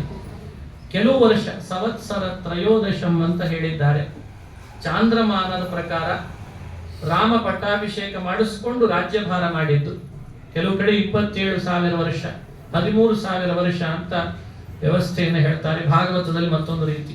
ಅಂತೂ ಭಗವಂತ ಸಾವಿರಾರು ವರ್ಷಗಳ ಕಾಲ ತನ್ನ ಆಡಳಿತ ನಡೆಸಿದ. ಆಡಳಿತದ ಅದ್ಭುತವಾದ ವರ್ಣನೆ ವಾಲ್ಮೀಕಿ ರಾಮಾಯಣದಲ್ಲಿ ಉತ್ತರಕಾಂಡದಲ್ಲಿ ಮಾಡ್ತಾರೆ. ಸುಳ್ಳು ಹೇಳೋರೇ ಇಲ್ಲ, ಇದೇ ಸಮಸ್ಯೆ ಅಂತ. ನೋಡಿ, ಇದು ಸಮಸ್ಯೆ. ಕಳ್ಳತನ ಮಾಡೋರಿಲ್ಲ ಅಂತ ಸಮಸ್ಯೆ. ರಾಮನ ಆಡಳಿತದ ಸಮಸ್ಯೆಗಳನ್ನು ಹೇಳ್ತಾರೆ. ಅದನ್ನ ನೀವು ಹೇಗಾದ್ರೂ ತಿಳ್ಕೊಳ್ಳಿ, ಆಯ್ತಾ. ಮಕ್ಕಳು ಸತ್ರಲ್ಲ ಅಂತ ಅಪ್ಪ ಅಮ್ಮಂದ್ರು ಹೊರಗಿದ್ದೇ ಇಲ್ಲ ಅಂತ, ಇದೇ ಸಮಸ್ಯೆ ಅಂತ. ಮಗ ದಾರಿ ತಪ್ಪಿದ ಅಂತ ಯಾವ ಮಗನೂ ಯಾವ ತಂದೆಯೂ ಕೂಡ ಅತ್ತಿಂತೇ ಇಲ್ಲ ಅಂತ, ಇದು ಸಮಸ್ಯೆ. ನನಗಿದು ಬೇಕಿತ್ತಲ್ಲ ಸಿಗಲಿಲ್ಲ ಅಂತ ಯಾವ ಒಬ್ಬ ಪ್ರಜೆಯೂ ಕೂಡ ಒಂದು ವಸ್ತುವಿಗಾಗಿ ಕೊರಗಿದ್ದು ಅಂತಿಲ್ಲ ಅಂತ, ಇದೊಂದು ಸಮಸ್ಯೆ. ಒಂದು ಬಂಗಾರದ ಸರವೋ, ಕೈಗೆ ಹಾಕೊಳ್ಳೋ ಆಭರಣವೋ, ವಸ್ತ್ರವೋ, ಸುಗಂಧ ದ್ರವ್ಯವೋ, ಲೇಪನವೋ, ಆಹಾರವೋ, ವಿಹಾರವೋ, ಇದ್ಯಾಕೋ ಇದ್ದಿದ್ರೆ ಚೆನ್ನಾಗಿರ್ತಿತ್ತು. ಇವಾಗ ಅಂತಿತ್ತು ನಮ್ಮ ದೇಶದಲ್ಲಿ ಅದಿಲ್ಲ ನೋಡ್ರಿ ಆಚಾರ್ಯ ಅಂತಿರ್ತಾರೆ. ಆ ದೇಶದಲ್ಲಿ ಎಷ್ಟು ಮುಂದುವರೆದಿದೆ, ಆ ಥರದ್ದೊಂದು ಬಿಲ್ಡಿಂಗ್ ನಮ್ಮ ದೇಶದಲ್ಲಿ ಕಟ್ಬಿಟ್ಟಿದ್ರೆ ಯಾವಾಗ ನಮ್ಮ ಮೊಮ್ಮಕ್ಕಳ ಕಾಲಕ್ಕೆ ಆಗ್ತದೋ ಏನೋ. ಈಗ ಎಷ್ಟು ಕೊರಗು ನಮಗೆಲ್ಲ. ರಾಮನ ಆಡಳಿತದೊಳಗೆ ಈ ಥರದ್ದು ಯಾವ್ಯಾವ ಕೊರಗಿಲ್ಲ ಅನ್ನೋದೇ ಒಂದು ಸಮಸ್ಯೆ ಆಗಿಬಿಡ್ತದೆ. ಎಲ್ಲ ಇದೆ, ಎಲ್ಲ ಇದೆ. ಆಹಾರ ಇದೆ, ವಿಹಾರ ಇದೆ, ರಸಪಾನವಿದೆ, ಆಭರಣಗಳಿವೆ, ವಸ್ತ್ರಗಳಿವೆ. ಬಡತನನೇ ಬರ್ತಿಲ್ಲಲ್ಲ ಅಂತ ಒಂದು ಸಮಸ್ಯೆ. ಬಡತನನೇ ಬರ್ತಿಲ್ಲಲ್ಲ ಅಂತ ಸಮಸ್ಯೆ. ಯಾವತ್ತೂ ಹೆಣ್ಣಿಗೆ ನಮ್ಮ ಯಜಮಾನ ಮೊದಲೇ ಹೋದ್ನಲ್ಲ ಅನ್ನೋ ಸಮಸ್ಯೆನೇ ಬರಲಿಲ್ಲಂತೆ. ಯಾವ ಗಂಡಿಗೂ ಕೂಡ ನನ್ನೊಬ್ಬಂಟಿಗೆ ಮಾಡಿ ಹೋದ್ಲಲ್ಲ ಹೆಂಡತಿ ಅನ್ನೋ ಸಮಸ್ಯೆನೇ ಬರಲಿಲ್ಲಂತೆ ರಾಮನ ಆಡಳಿತದೊಳಗೆ. ಈ ಸಮಸ್ಯೆಗಳ ಪಟ್ಟಿಯನ್ನು ಹೇಳ್ತಾ ಹೇಳ್ತಾ ಯೋಚನೆ ಮಾಡಿದ್ರೆ ರಾಮನ ಆಡಳಿತ ಹೇಗಿತ್ತು ಅನ್ನೋದು ಗೊತ್ತಾಗ್ಬಿಡ್ತದೆ. ಯಾವತ್ತೂ ಯಾರ ಆಶ್ರಮದೊಳಗೂ ಎಂದೂ ಕೂಡ ವೇದ ಕೇಳಿಸ್ಲಿಲ್ಲ ಅನ್ನೋ ಸಮಸ್ಯೆ ಇಲ್ಲೇ ಇಲ್ಲಂತೆ. ನೋಡಿ, ವೇದ ಯಾವಾಗಲೂ ಕೇಳಿಸ್ಬೇಕು, ಯಾವಾಗಲೂ ವೇದ, ಯಾವಾಗಲೂ ವೇದಾಧ್ಯಯನ, ವೇದಶಾಲಿಗಳಾದ್ರು. ಕ್ಷತ್ರಿಯರು ಕ್ಷತ್ರಿಯ ಧರ್ಮ, ವೈಶ್ಯರು ವೈಶ್ಯ ಧರ್ಮ, ಶೂದ್ರರು ಶೂದ್ರ ಧರ್ಮ, ಆ ವರ್ಣ, ಆ ಆಶ್ರಮ, ಆ ಧರ್ಮದ ರಕ್ಷಣೆ ಚೆನ್ನಾಗಿ ಮಾಡ್ತಾ ಇದ್ದಾನಂತೆ ರಾಮಚಂದ್ರ. ಇದು ಎಲ್ಲಿವರೆಗೂ ಹೋಯಿತು ಅಂದ್ರೆ, ದೇವಲೋಕದಲ್ಲಿದ್ದ ಬ್ರಹ್ಮಾದಿ ದೇವತೆಗಳಿಗೆ ರಾಮನ ಈ ಭೂಮಿಯ ಆಡಳಿತ ಬಹಳ ಸಮಸ್ಯೆ ಮಾಡ್ಲಿಕ್ಕೆ ಶುರು ಮಾಡ್ತಾರೆ. ಯಾಕೆ? ಇನ್ಯಾರು ನಮ್ಮ ಲೋಕಕ್ಕೆ ಬರಲ್ಲ ಅಂತ ಸಮಸ್ಯೆ ಅವ್ರಿಗೆ ಶುರು ಆಯ್ತು. ಇನ್ಯಾರು ಬರ್ತಾರೆ ನಮ್ಮ ಲೋಕಕ್ಕೆ? ಈ ಪರಿ ರಾಮ ಭೂಮಿಯಲ್ಲಿ ಆಡಳಿತ ನಡೆಸಿಬಿಟ್ಟ ಅಂದ್ರೆ ಲೋಕದ ವ್ಯವಹಾರ ಏನು? ಇಲ್ಲೆಲ್ಲ ಅನ್ಯಾಯ ಇದೆ, ಅನೀತಿ ಇದೆ, ಅಧರ್ಮ ಇದೆ ಅಂತ ಹೇಳಿ ದೇವಲೋಕ ಬಯಸ್ತಾರೆ. ಇನ್ನು ನಮ್ಮ ಮನೆಗೆ ಬರದೇ ಇರೋರೇ ಆಗ್ಬಿಡ್ತಾರೆ ಎಲ್ಲರೂ ಅಂತ ಬ್ರಹ್ಮಾದಿ ದೇವತೆಗಳೇ ಕೆಳಗಿಳಿದು ಬಂದು, ರಾಮ ನಿನ್ನ ಆಡಳಿತ ಹೀಗೆ ಮುಂದುವರಿಸಿದ್ರೆ ನಮ್ಮ ಲೋಕ ಬರಿದಾದೀತು. ಅದು ನಿನ್ ಸಂಕಲ್ಪ. ದೇವಲೋಕ ದೇವಲೋಕನೇ, ಭೂಲೋಕ ಭೂಲೋಕನೇ. ನೀನು ಬಂದ್ರೆ ಈ ಆಡಳಿತದ ವ್ಯವಸ್ಥೆ ನಿಲ್ತದೆ, ಇಲ್ಲದೆ ಇದ್ರೆ ಆಗಲ್ಲ ಅಂತ ಪ್ರಾರ್ಥನೆ ಮಾಡ್ತಾರೆ. ರಹಸ್ಯದ ಆ ಸಮಾವೇಶ ಒಳಗಡೆ ನಡೆಸ್ತಾ ಇದ್ದಾನೆ ಭಗವಂತ. ಬ್ರಹ್ಮಾದಿ ದೇವತೆಗಳು, ರುದ್ರದೇವರು ಬಂದಿದ್ದಾರೆ. ಸ್ವತಃ ಶಿವ ಬಂದು ಕೇಳ್ಕೊಂಡ, ಬ್ರಹ್ಮ ಬಂದು ಕೇಳ್ಕೊಂಡ. ಈ ಸಮಯಕ್ಕೆ ರಾಮನ ಮನೆಯ ಬಾಗಿಲು ಕಾಯೋನು ಒಬ್ಬನು ಯಾರೋ ರಜೆ ಹಾಕಿದ್ದಂತ. ಅವ್ನು ಏನಿತ್ತೋ ಏನೋ ಪಾಪ ಮನೆಯಲ್ಲಿ ಮದುವೆ ಇತ್ತು ಅನಿಸ್ತದೆ, ರಜೆ ಹಾಕಿದ್ದ. ಅದಕ್ಕೆ ಸರಿಯಾಗಿ ಲಕ್ಷ್ಮಣನನ್ನ ನೇಮಕ ಮಾಡ್ತಾನೆ. ಲಕ್ಷ್ಮಣ ಆ ದ್ವಾರಪಾಲಕನಾಗಿದ್ದಾಗಲೇನೆ ದುರ್ವಾಸ ಅಂತ ಋಷಿಗಳು ಬಂದ್ಬಿಟ್ರು. ದುರ್ವಾಸ ಮಹರ್ಷಿಗಳು ಕೂಗ್ಕೊಂಡೇ ಬಂದ್ರು. ಹೇಳಿ ಕೇಳಿ ದುರ್ವಾಸರಂದ್ರೆ ಏನು? ಅಷ್ಟು ಕೋಪದ ಋಷಿ ಅಂತ. ಅಷ್ಟು ಕೋಪ ಅವ್ರಿಗೆ ಯಾವಾಗ, ಒಳಗಿನಿಂದ ಅಲ್ಲ, ನಟನೆ ಹಾಗಿರ್ತದೆ. ಅದನ್ನ ಹಂಗೆ ದೇವರ ಸೃಷ್ಟಿಯಲ್ಲಿ ಹಂಗಿದ್ದಾರೆ ಅವ್ರು. ಏನ್ ಮಾಡೋದು? ಕೆಲವ್ರು ಹಂಗೆ ಯಾವಾಗ ನೋಡಿದ್ರು ಹುಬ್ಬು ಗಂಟು ಹಾಕೊಂಡೇ ಇರ್ತಾರೆ. ನೋಡಿದ್ರೆ ಕೆಲವ್ರು ಮನೆ ಒಳಗೆ ನಗದೇ ಇಲ್ಲ, ಇರ್ತದೆ. ಅದೇನೋ ಏನು ಅವ್ರು ಹುಟ್ಟುವಾಗ್ಲೇ ಹಂಗೆ ಹುಟ್ಟಿರ್ತಾರೆ, ಹುಬ್ಬು ಗಂಟು ಹಾಕೊಂಡೇ. ಕೆಲವರು ಹಲ್ಲು ಕಡಿತಾನೆ ಇರ್ತಾರೆ. ಅದು ಹಂಗೆ ಭಗವಂತನ ಸೃಷ್ಟಿ ಒಪ್ಪಗೊಳ್ಬೇಕಷ್ಟೇ, ನಾವೆಲ್ಲ. ಅವ್ರು ಏನ್ ಮಾಡಿದ್ರು ಕೂಡ ಅವರಲ್ಲಿ ಆ ಥರದ. ಅದು ದುರ್ವಾಸರ ನಕ್ಕದ್ದು ಎಲ್ಲೂ ಪುರಾಣದಲ್ಲಿ ಬರ್ಲಿಲ್ಲ. ಅದಕ್ಕೆ ಹಂಗೆ ಹೇಳಿದೆ, ನೀವು ಅವ್ರನ್ನ ನಗಿಸ್ತೀನಿ ಅಂತ ಹೋಗ್ಲೂಬಾರ್ದು. ಅವ್ರು ಒಳಗೆ ನಗುತ್ತಿರ್ತಾರೆ. ಅವ್ರು ಇರೋದೇ ಹಂಗಿದ್ದಾರೆ, ಏನ್ ಮಾಡೋಣ? ಅವ್ರು ಬರುವಾಗ್ಲೇನೆ ಲಕ್ಷ್ಮಣನ್ ಮುಂದೆ ಇಡೀ ದೇಶ ಅಡ್ಡಾಡಿ ಬಂದ್ರು. ಯಾರೊಬ್ಬ ರಾಜ ನನಗನ್ನ ಹಾಕೊಂಡು ಹುಟ್ಟಿಲ್ಲ ಅಂತ ಶುರು ಮಾಡಿಬಿಟ್ಟು. ಅದೇ ನನ್ನಣ್ಣ ಆಡಳಿತ ನಡೆಸ್ತಿರುವ ಹೀಗೊಬ್ಬ ಪ್ರಜೆ, ಒಬ್ಬ ಋಷಿಗಳು ಬೇರೆ ಮೇಲಾಗಿ ಅನ್ನ ಹಾಕೋರಿಲ್ಲ ಅಂದ್ರೆ ಅದರದ್ದು ಪ್ರಭಾವ ಯಾರಿಗೆ ಹೋಗ್ತದೆ? ಅದರದ್ದು ಅಪಕೀರ್ತಿ ಯಾರಿಗೆ? ಆಡಳಿತ ರಾಮಂದಿರುವಾಗಿ ಮಾತು ನಿಮ್ಮ ಬಾಯಲ್ಲಿ ಬರಬಾರ್ದು. ದುರ್ವಾಸರೆ, ಅನ್ನ ಹಾಕಲ್ಲ ಅನ್ನೋ ಅಪವಾದ ಕಟ್ಟಬೇಡ್ರಿ ನನ್ನ ಅಣ್ಣನಿಗೆ. ರಾಮ ಹೇಳಿದ್ದ, ಯಾರನ್ನಾದ್ರೂ ಒಳಗ್ ಬಿಟ್ರೆ ನಿನ್ ತಲೆ ಕಡಿತೀನಿ ಅಂತಿದ್ದಂತೆ ಲಕ್ಷ್ಮಣನಿಗೆ. ಲಕ್ಷ್ಮಣ ಅಂದ, ನನ್ ತಲೆ ಕಡಿತೀನಿ ಅಂದಿದ್ದಾನೆ ನಮ್ಮ ಅಣ್ಣ, ಒಳಗೆ ಯಾರನ್ನಾದ್ರೂ ಬಿಟ್ರೆ. ಅದಕ್ಕೆ ಸುಮ್ಮನೆ ಇದ್ದೇನಿ. ಆದ್ರೆ ಈಗ ನೀವು ಆಡಿದ ಮಾತು ನನಗೆ ತಡ್ಕೊಳ್ಳಿಕ್ ಆಗ್ತಾ ಇಲ್ಲ. ನನ್ ತಲೆ ಕಡಿದ್ರೂ ಪರವಾಗಿಲ್ಲ, ನೀವು ಮಾತ್ರ ಅನ್ನ ಹಾಕೋನ್ ಯಾರು ಇಲ್ಲ ಅನ್ಬೇಡ್ರಿ, ಒಳಗೆ ಹೋಗ್ಬಿಡ್ರಿ ನೀವು ಅಂತಂದ್ಬಿಟ್ಟು ಒಳಗ್ ಕಳಿಸೇ ಬಿಟ್ಟ. ನೋಡಿ, ಇದು ಲಕ್ಷ್ಮಣನ ಭಕ್ತಿ, ಭರತನ ಭಕ್ತಿ, ಲಕ್ಷ್ಮಣನ ಭಕ್ತಿ. ರಾಮ ಒಳಗ್ ಬಂದು ಕೂಡಲೇ ದುರ್ವಾಸರನ್ನ ಆಸನದಲ್ಲಿ ಕೂಡಿಸಿ ಪಾದಕ್ಕೆ ನೀರು ಹಾಕಿ, ಏನ್ ಬೇಕು ದುರ್ವಾಸರೆ? ಅನ್ನ ಬೇಕು, ಹಸಿವೆ ಆಗಿದೆ, ಅನ್ನ ಬೇಕು ಅಂದ್ರೆ. ಅಲ್ಲ, ನಮಗೂ ಇವಾಗೆಲ್ಲ ಹಸಿವೆ ಆಗಿದೆ, ಈಗ ರೆಡಿ ಆಗಿದೆ, ನಮಗೂ ಅನ್ನ ಬೇಕು. ಇನ್ನು ಮುಂದುವರಿಸಿದ್ರೆ ನಾವು ಎಲ್ಲ ದುರ್ವಾಸರ ಆಗ್ತೀವಿ. ರಾಮ ನಾವು ಆಗ್ಲಿಕ್ಕಾಗಲ್ಲ, ಅದೇ ಸಮಸ್ಯೆ. ರಾಮನೇ ಅನ್ನ ಬೇಕು, ಹಸಿವೆ ಆಗಿದೆ ಶುರು ಮಾಡಿದ. ರಾಮ ತನ್ನ ಕೈ ಹಿಡಿದ. ಮೊದಲು ಹೇಳಿದ್ನಂತೆ, ಸರಿ ಇಲ್ಲೇ ಮಾಡಿದ್ದಿದೆ ಈಗ ತಾನೆ, ಅದು ಬೇಡ ಅಂತ. ಮಾಡಿದ್ ಬೇಡ ಅಂತ ಅವರಿಗೆ, ಮಾಡಿದ್ ಬೇಡ.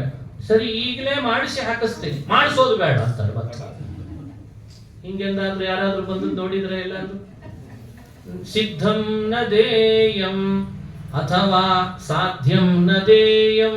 ಸಿದ್ಧಂ ನ ದೇಯಂ, ಈಗಾಗಲೇ ಸಿದ್ಧಪಡಿಸಿದ್ರೆ ನಂಗೆ ಹಾಕ್ಬೇಡ ಅಂತಾರೆ. ಸಾಧ್ಯಂ, ಮಾಡಿಸಿ ಹಾಕ್ತೀನಿ, ಅದು ಬೇಡ ಅಂತಾರೆ. ಈಗಲೇ ಬೇಕು ಅಂತ. ಅಂದ್ರೆ ರಾಮನ ಮುಂದೆ ಬಂದು ಈಗಲೇ ಬೇಕು, ಈಗಲೇ. ಕೆಲವರು ಹಿಂಗೂ ಇರ್ತಾರೆ, ಈಗಲೇ ಬೇಕು ಅಂತ. ಸ್ವಲ್ಪ ತಡ್ಕೊಳ್ರಿ, ಇಲ್ಲ ಈಗಲೇ ಬೇಕು. ರಾಮ ಈಗಲೇ ಬೇಕಾ? ಹಾಗಾದ್ರೆ ನೀನ್ ತಗೊಳ್ಳೋದು ಹೆಚ್ಚು, ನಾನು ಕೊಡೋದು ಹೆಚ್ಚು ಅಂತ ರಾಮ. ಅಭಯ ಅಮೃತ ಹಸ್ತ, ಭಗವಂತನ ಅಭಯ ಹಸ್ತ. ಹಸ್ತದಿಂದ ತಕ್ಷಣದಲ್ಲಿ ಲೇಹ್ಯ, ಪೇಹ್ಯ, ಚೋಷ್ಯ, ಖಾದ್ಯ, ಷಡ್ವಿಧ ರಸಾನ್ನವನ್ನು ಸುರಿಸ್ಲಿಕ್ಕೆ ಶುರು ಮಾಡಿದ. ನೀವು ತೋಳ್ರಿ ದುರ್ವಾಸರೆ, ಯಾಕೆ ತಡ ಮಾಡ್ತೀರಿ ಅಂದ್ಬಿಟ್ಟ. ಅವರು ಭಾರಿ ವಿಚಿತ್ರ. ಅವ್ರು ಏನ್ ಕೂಡ್ಲಿಲ್ಲ, ಅವತ್ತೆಲ್ಲ ಆಪೋಷಣ ಎಲ್ಲ ಮನಸ್ಸದೊಳಗೆ ಮಾಡ್ಕೊಂಡ್ಬಿಟ್ಟಿದ್ರು. ಚಿತ್ರಾವತಿ ಆಪೋಷಣ ಎಲ್ಲ, ಮಂಡಲದ್ದೊಂದು ಹುಚ್ಚು ಹಾವಳಿ ಇರ್ತದಲ್ಲ ನಮ್ಮಲ್ಲಿ, ಅವು ಎಲ್ಲ ಮನಸ್ಸಲ್ಲೇ. ಎಲಿ ಹಾಕಿದಿರ್ತಾನೆ ಮಂಡಲ, ಎಲ್ಲ ಹಂಗೆ ತಗೊಂಡ್ರು. ನೀ ಕೊಡ್ತೀನಿ, ನಾ ಬಿಡಲ್ಲ ಅಂತ. ಅವ್ರಿಗೆ ಹಠ, ಬಿಡಲ್ಲ, ಕೆಳಗೆ ಬಿಡಿಸಲ್ಲ. ತಗೊಳ್ತೀನಿ, ತಗೊಂಡು ಬಾಯಿ ತಗೊಳ್ತಾನೆ ಇದ್ದಾರೆ. ರಾಮ ಹಾಕ್ತಾನೆ ಇದ್ದಾನೆ. ಎಷ್ಟು ತಗೊಂಡಾದ್ರು? ಪೂರ್ಣಮದಃ ಪೂರ್ಣಮಿದಂ ಪೂರ್ಣಾತ್ ಪೂರ್ಣಮುದಚ್ಯತೆ. ಅರೇ, ನಾನ್ ಕೊಡ್ಲಿಕ್ಕೆ ಶುರು ಮಾಡಿದ್ರೆ ನಿನಗೆ ಕೊಡೋದಲ್ಲವ, ನಿನಗೆ ತಗೊಳ್ಳೋ ಅರ್ಹತೆ ಇಲ್ಲ. ಅದಕ್ಕೆ ಬಿಟ್ಟಿದೆ ನಿಂತಿದ್ದಾನೆ ಭಗವಂತ. ಇವತ್ತು ನಮಗೆ ತಗೊಂಡು ಹೊಟ್ಟೆ ತುಂಬ ಹೋಯ್ತು. ಜಗತ್ತಿನ ಸಂಹಾರಕರ್ತ ಅಂತ ಪ್ರಸಿದ್ಧನಾದ ಶಿವನೇ ದುರ್ವಾಸನಾಗಿ ಬಂದು ರಾಮನ ಕೈಯಿಂದ ಅನ್ನದಾನ ಮಾಡಿಸ್ಕೊಂಡದ್ದನ್ನು ಒಳಗೆ ಹಾಕೊಂಡ್ರೆ ಹೊಟ್ಟೆ ತುಂಬಂತೆ. ತುಂಬಿತು ರಾಮ, ನಿಲ್ಲಿಸು ಅಂತಿದ್ದಾನೆ. ನೀ ಬೇಕು ಅಂದಿದಿ, ತಗೋ ಅಂತ ರಾಮ ಅಂತ. ನಿಲ್ಲಿಸಲ್ಲ ಅಂದ, ನಿಲ್ಲಿಸಲ್ಲ, ತಗೋ. ನಿಂದು ಜಾಸ್ತಿನೋ ನಂದು ಜಾಸ್ತಿನೋ. ಕೊನೆಗೆ ಅವನ ಬಾಯಲ್ಲಿ ತಪ್ಪಾಯ್ತು ಅಂತ, ಈಗ ನಿಲ್ಲಿಸ್ತೇನೆ. ನಾನ್ ಮಾತು ಹಿಂತಕೊಳ್ತೇನೆ ಅಂತ. ಯಾರೊಬ್ರು ನನಗೆ ಅನ್ನ ಹಾಕೋರಿಲ್ಲ ಅನ್ನೋ ಮಾತನ್ನ ನಾನು ಹಿಂತಕೊಳ್ತೀನಿ ಅಂತನ್ನಂತೆ ದುರ್ವಾಸ. ಆಗ ನಿಂತಂತೆ ರಾಮನಿಗೆ ಕ್ಷಮೆ ಕೇಳಿದ ದುರ್ವಾಸರು ಎಲ್ಲ ಕಡೆಯಲ್ಲಿ ಹೇಳ್ತಾ ಬಂದ್ರಂತೆ, ನಾನು ಇಷ್ಟು ದಿವಸ ಎಲ್ಲರ ಮನೆಗೆ ಬಂದಾಗ ರಾಜರಿಗೆ ಹೇಳ್ತಿದ್ದೆ ನನಗನ್ನ ಹಾಕೋರಿಲ್ಲ ಅಂತ. ನನ್ನ ಮಾತು ಹಿಂತಕೊಂಡಿದ್ದೇನೆ, ರಾಮನಿದ್ದಾಗ ನನಗನ್ನ ಹಾಕೋರಿಲ್ಲ ಅಂತ ಯಾರು ಅನ್ನಬೇಡ್ರಿ ಅಂತಂದಂತೆ. ಇದು ದುರ್ವಾಸರಿಗೆ ರಾಮ ತೋರಿಸಿದ ಕಥೆ. ಈ ಕಥೆ ಕೇಳಿ ಆದ್ರೂ ರಾಮನನ್ನ ಆಶ್ರಯಿಸ್ರಿ, ಅನ್ನಕ್ಕೆ ಬರ ಇರಲ್ಲ ಅಂತನ್ನೋ ಚರಿತ್ರೆಯನ್ನು ಹೇಳ್ತಾರೆ. ಇಂಥ ಅನೇಕ ಘಟನೆಗಳನ್ನ ಶ್ವೇತ ಅಂತ ಒಬ್ಬ ರಾಜ, ಅವನಿಗೆ ಬಂದ ಹಸಿವೆ ಬಾಧೆ, ರಾಮನ ಕೊರಳಿಗೆ ಅಗಸ್ತ್ಯರ ಹಾಕಿದ ಹಾರದಿಂದಲೇನೆ ಅವನಿಗೆ ಹಸಿವೆ ನೀಗ್ಬಿಡ್ತಂತೆ. ಶ್ವೇತ ರಾಜನ ಕಥೆಯನ್ನ ಭಗವತ್ಪಾದರು ಹೇಳ್ತಾರೆ. ಶಂಭೂಕ ಅಂತ ಒಬ್ಬ, ಅವನಿಗೆ ಅರ್ಹತೆ ಇರಲಿಲ್ಲ, ತಪಸ್ಸಿ ಕುಳಿತಿದ್ದ, ಅದರಿಂದ ಆಗಿದಂತ ಬ್ರಾಹ್ಮಣ ಕುಮಾರನ ವಧೆಗೆ ದಂಡನಾಯಕನಾಗಿ ರಾಮ ಅವನ ಶಿರಚ್ಛೇದನ ಮಾಡಿ ಜಂಘನಾಮ ಅನ್ನೋ ಅಸುರನನ್ನು ಸಂಹರಿಸಿ ಧರ್ಮ ರಕ್ಷಿಸಿದ. ಮೃತಪುತ್ರನನ್ನು ಬದುಕಿಸಿಬಿಟ್ಟಂತ. ಒಬ್ಬ ಬ್ರಾಹ್ಮಣ ಕುಮಾರನನ್ನ ಬದುಕಿಸಿ ಪುನಃ ಅವನಿಗೆ ಅನುಗ್ರಹ ಮಾಡಿದ ಕಥೆ ರಾಮಾಯಣದಲ್ಲಿ ಬರ್ತದೆ. ಇದೆಲ್ಲ ಅತಿಮಾನುಷ ಚರಿತ್ರೆಗಳನ್ನ ಕೇಳಿದ ಮೇಲಾದ್ರೂ ರಾಮ ಗರ್ಭಿಣಿ ಸೀತೆಯನ್ನ ಮನುಷ್ಯತ್ವ ಇಲ್ಲದೆ ಕಾಡಿ ಕಳಿಸಿದ ಅನ್ನೋದನ್ನು ಒಪ್ಕೊಳ್ಳಿಕ್ಕಾಗ್ತದ? ಯೋಚಿಸ್ಬೇಕಲ್ಲ. ಹಾಗಾದ್ರೆ ಯಾಕೆ ಕಳಿಸಿದ ರಾಮ? ಸುರಾಣಕ ಅನ್ನೋ ಅಸುರರು ರಾಮ ಸೀತೆಯರಿಗೆ ವಿಯೋಗ ಮಾಡ್ಲಿಕ್ಕೆ ಹುಟ್ಟಿದ್ರಂತ. ಅದೇ ಅವರಿಗೆ ಸದ್ಗತಿ, ಅದೇ ಸದ್ಗತಿ ಅಂದ್ರೆ ಅವರಿಗೆ ಗತಿ ಅಷ್ಟೇ. ಅದು ಸುರಾಣಕ ಸ್ತಮೋನೇತಂ ತತ್ಯಾಜೈವ ಜಾನಕಿ ಅಂತ. ಸುರಾಣಕ ಅಸುರರಿಗೆ ಗತಿ ಕಲಿಸ್ಲಿಕ್ಕೆ ರಾಮ ಬಿಟ್ಟಂತೆ ನಟಿಸಿದ್ದನ್ನೇ ತಪ್ಪಾಗಿ ತಿಳ್ಕೊಂಡ ಕೆಲವು ಕವಿಗಳು ರಾಮನ ವ್ಯಕ್ತಿತ್ವಕ್ಕೆ ಕಳಂಕ ಹಚ್ಚಿದರಷ್ಟೇ. ಅದು ಪರದೈವ. ಅದಕ್ಕೆ ಮಾನವೀಯತೆ ನಾವು ಹೇಳ್ಕೊಡ್ಬೇಕಾ? ಅದಕ್ಕೆ ಅನ್ಯಾಯ ನ್ಯಾಯದ ಬಗ್ಗೆ ವಿವೇಕ ನಾವು ಕೊಡ್ಬೇಕಾ ಅಂತಾರೆ ಮಹಾನುಭಾವ. ಇಂಥ ರಾಮಚಂದ್ರ ವಂದಾಮಹೇ ಪುರುಷತೆ ಚರಣಾರವಿಂದಂ ಅಂತಾರೆ.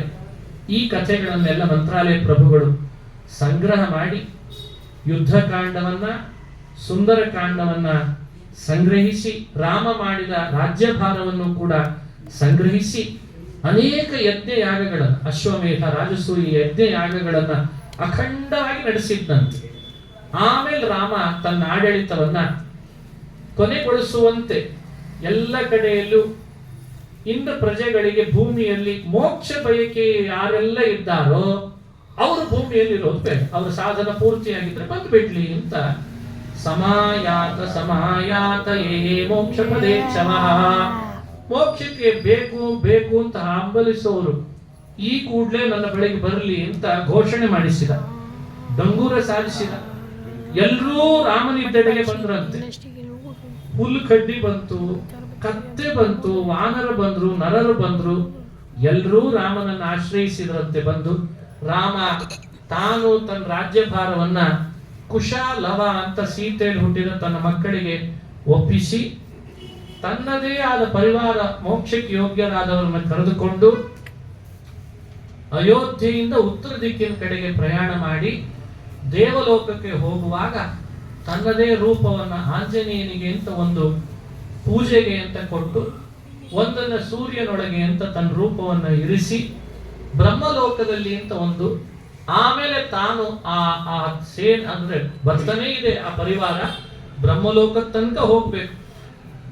ಮೇಲ್ಗಡೆ ತನ್ನ ಮೂಲ ರೂಪದೊಟ್ಟಿಗೆ ಹೋಗಿ ತಾನು ಐಕ್ಯವನ್ನು ಹೊಂದುತ್ತಾನೆ. ಬ್ರಹ್ಮಲೋಕದಲ್ಲಿ ಒಂದು ಸಭೆನೂ ನಡೆಸ್ತಾನೆ. ಯಾರ್ಯಾರಿಗೆ ಯಾವ್ಯಾವ ಲೋಕ ಕೊಡಬೇಕು ಅನ್ನೋದನ್ನ ಬ್ರಹ್ಮದೇವರಿಗೆ ನಿರ್ದೇಶನ ಮಾಡಿ, ದಶರಥನಿಗೆ ಯಾವುದು, ಕೌಸಲ್ಯಗೆ ಯಾವುದು, ಕೈಕೇಯಿಗೆ ಯಾವುದು ಅಂತ ಎಲ್ಲ ನಿದರ್ಶನವನ್ನ ಮಾಡಿ ತಾನು ವೈಕುಂಠದಲ್ಲಿರೋ ತನ್ನ ವಾಸುದೇವ ಅನ್ನೋ ರೂಪದೊಟ್ಟಿಗೆ ತಾನೇ ವಾಸುದೇವ, ಪರವಾಸುದೇವ ಐಕ್ಯವನ್ನ ಹೊಂದಿದ ಅಂತ. ಯಜ್ಞಂ ತನ್ವಂಸ್ತ್ರಿಕೋಟೀನ್ ವ್ಯದುದತ ಭರತಾದ್ಯೋ ಸುರಾನೀಶ ವಾಕ್ಯಾತ್ ಯಾಸ್ಯನ್ ಧಾಮಾತ್ರಿಪುತ್ರಂ ಭುಜಿಮಥ ಸನಯನ್ ಆತ್ಮಸೂನು ಸ್ವರಾಜ್ಯೇ ಕೃತ್ವಾ ಶ್ರೀಹಿ ಹನುಮತ್ ಹೃತ ವಿಮಲ ಲಸಚ್ಚಾಮರ ಛತ್ರಶೋಭಿ ಬ್ರಹ್ಮಾದ್ಯೈ ಸ್ತೂಯಮಾನೋ ನಿಜ ಪುರ ವಿಲಸತ್ ಪಾದ ಪದ್ಮೋವತಾನ್ಮಾನ್. ಹೀಗೆ ಇತಿ ಶ್ರೀ ರಾಮಚಾರಿತ್ರ ಮಂಜರಿ ಲೇಷತಃ ಕೃತ ಅಘವೇಂದ್ರೇಣ ಯತಿನ ಭೂಯ ರಾಮ ಪ್ರಸಾದದ. ಈಗ ರಾಮಚಾರಿತ್ರ್ಯ ಮಂಜರಿ ಅಂತ ಮಂತ್ರಾಲಯ ಪ್ರಭುಗಳು ಇದೇ ರಾಮನ ಕಥಾ ಸಂಗ್ರಹವನ್ನ ಇಲ್ಲಿ ನಡೆಸಿ ಮಾಡಿಕೊಟ್ಟಿದ್ದಾರೆ. 5 ದಿನಗಳ ರಾಮಚಾರಿತ್ರ್ಯ ಮಂಜರಿಯ ರಾಮಾಮೃತ, ರಾಮಚರಿತಾಮೃತ, ಕರುಣಾಸಾಗರನಾದ ಶ್ರೀಹರಿ ಅವನೇ ನಿಂತು ನುಡಿಸ್ಬೇಕಷ್ಟೇ, ಕೇಳಿಸ್ಬೇಕು. ಅದೇ ನಡೆದಿದೆ ಅಂತ ನಾವು ಭಾವಿಸೋಣ. ಅದು ಬಿಟ್ಟು ಬೇರೆ ಏನು ನಡೆದಿರಲ್ಲ ಇಲ್ಲಿ. ಹಾಗಾಗಿ ಸರ್ವಕರ್ತೃ ಸರ್ವಜ್ಞನಾದ ಶ್ರೀಹರಿ ತನ್ನ ಆಪ್ತ ಸೇವಕರಾದ ಮುಖ್ಯ ಪ್ರಾಣನ ಮೂಲಕ ನಿಮ್ಮೆಲ್ಲರೊಳಗಿದ್ದು ಯೋಗ್ಯ ಸಜ್ಜನರಿಗೆ ಯೋಗ್ಯ ಸದ್ಗತಿ ಆಗಲಿ ಅಂತ ಯೋಗ್ಯ ಜ್ಞಾನ ಹುಟ್ಟಿಸ್ತಾನೆ ಕಾಲಕ್ಕೆ. ಆ ಕಾರ್ಯ ಇಲ್ಲಿ ನಡೆಸಿದೆ ಅಷ್ಟೆ. ನಾನು ಸ್ವತಂತ್ರನಲ್ಲ, ಬಹಳ ಓದಿದ್ದೇನೆ ಅಂತ ಹೇಳು ಅಲ್ಲ, ಓದಿಲ್ಲ ಅಂತ ಹೇಳು ಅಲ್ಲ, ಹಿಂಗೊಂದು ಅರ್ಧಂಬರ್ಧ ಇದ್ದೇನಷ್ಟೇ.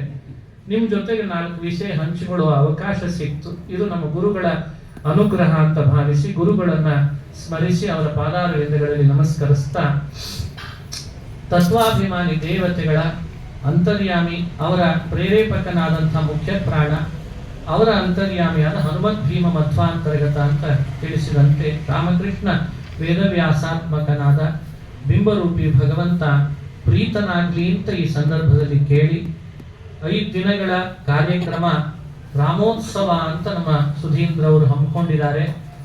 ಇಲ್ಲಿಗೆ ಈ ಕಾರ್ಯಕ್ರಮ ಮುಗೀತು ಅಂತಲ್ಲ, ಇವರ ಮನೆಯಲ್ಲಿ ಇಂಥ ಕಾರ್ಯಕ್ರಮ ಮುಂದೆ ಜಾಸ್ತಿ ಮಾಡ್ಲಿಕ್ಕೆ ಇದು ಉಪಕ್ರಮ ಅಂತ ನಾನು ಭಾವಿಸ್ತೇನೆ.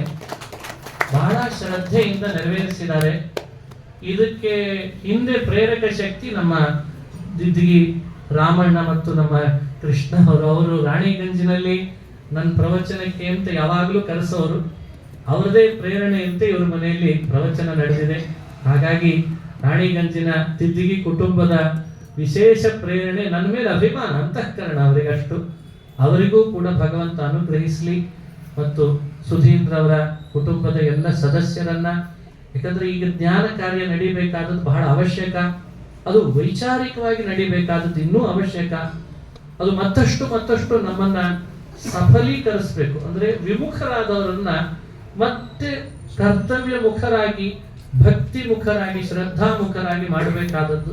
ಹಾಗಾಗಿ ರಾಮಾಯಣ ಅಂದಾಗ ಅತಿ ಹೆಚ್ಚು ವಿಸ್ತಾರವಾಗಿ ಕಥೆಗಿಂತ ಕಥೆಯಲ್ಲಿರುವಂತಹ ತತ್ವಮುಖವಾಗಿ ನೋಡುವ ಒಂದು ಪ್ರಯತ್ನ. ಇದು ನಮಗ ಹತ್ರ ಇದೆ, ಇದು ನಮ್ಮನ್ನು ಬಿಟ್ಟಿಲ್ಲ, ಅಥವಾ ಅದು ನಮಗ ಹತ್ರ ಇದೆ, ಅದು ನಮ್ಮನ್ನು ಬಿಟ್ಟಿಲ್ಲ, ನಾವು ಅದನ್ನು ಮಾಡಬಹುದು, ಮಾಡಿದ್ರೆ ನಮಗೆ ಅದರಿಂದ ಫಲ ಸಿಗ್ತದೆ ಅನ್ನೋ ವಿಶ್ವಾಸ ಮೂಡಿದ್ರೆ ಮನುಷ್ಯ ಅದರೊಳಗೆ ಮತ್ತಷ್ಟು ಪ್ರವೃತ್ತಿ ಮಾಡ್ತಾನೆ ಅನ್ನೋ ನಿಟ್ಟಿನಲ್ಲಿ ಇಂಥ ಜ್ಞಾನ ಕಾರ್ಯಗಳು ಅತ್ಯಂತ ಅವಶ್ಯಕ. ಹಾಗಾಗಿ ಅದನ್ನು ನೆರವೇರಿಸಿದ್ದಾರೆ ಸುಧೀಂದ್ರ. ಈ ಕಾರ್ಯಕ್ರಮ ಹೈದರಾಬಾದ್ನ ಭಾಗ್ಯನಗರದಲ್ಲಿ ನಡೆಸಿದ್ದು ನಿಜವಾಗ್ಲೂ ಅಪೂರ್ವ, ಅದ್ಭುತವೇ ಅಂತ ನಾನು ಭಾವಿಸ್ತೇನೆ. ಇಬ್ರು ದಂಪತಿಗಳು ಬಹಳ ಶ್ರದ್ಧೆಯಿಂದ ದಿನನಿತ್ಯ ಮನೆಯೊಳಗೆ ವಿಪ್ರಭೋಜನ, ರಾಮಾಯಣದ ಪ್ರವಚನ, ಒಳ್ಳೆ ಕಾರ್ಯಕ್ರಮ ನಡೆಸುವಂತೆ ಕಟಿಬದ್ಧರಾಗಿ ನಿಂತು ನಿಭಾಯಿಸಿದ್ದಾರೆ. ಆ ಕುಟುಂಬದ ಸದಸ್ಯರಿಗೆ, ಅವರ ಮಗನಿಗೆ ಸೀತಾಪತಿ ಶ್ರೀರಾಮಚಂದ್ರ ಹಾಗೂ ಹನುಮಂತ ಜ್ಞಾನ, ಭಕ್ತಿ, ವೈರಾಗ್ಯವನ್ನು ಅಭಿವೃದ್ಧಿ ಮಾಡಲಿ. ಕ್ಷೇಮ, ಸ್ಥೈರ್ಯ, ವಿಜಯ, ವೀರ್ಯ, ಆಯುರ, ಆರೋಗ್ಯ, ಐಶ್ವರ್ಯವನ್ನ ಕೊಡುವಂತಾಗಲಿ ಅಂತ ಪ್ರಾರ್ಥನೆ ಮಾಡಿ, ಸುಧೀಂದ್ರ ಅವರ ಬ್ರದರು ಬಂದಿದ್ದಾರೆ ಪಾಪ ಬೆಂಗಳೂರಿನಿಂದ, ಇಲ್ಲೇ ಇದ್ರು ಅವರು ಕೂಡ. ಅವರಿಗೂ ಅವರ ಕುಟುಂಬದ ಸದಸ್ಯರಿಗೂ ದೇವರು ಅನುಗ್ರಹಿಸಲಿ. ಮತ್ತು ಈ ಕಾರ್ಯಕ್ರಮದೊಳಗೆ ನಾನು ಬರಬೇಕು ಅಂದ್ರೆ ನನಗೀಗ ತಿರುಪತಿ ಸಂಸ್ಕೃತ ವಿದ್ಯಾಪೀಠದಲ್ಲಿ ಪಾಠ, ಹಾಗಾಗಿ ಪಾಠ ಮಾಡಲಿಕ್ಕೆ ದಿನನಿತ್ಯ ವಿದ್ಯಾರ್ಥಿಗಳಿಗೆ ಇರಲೇಬೇಕು.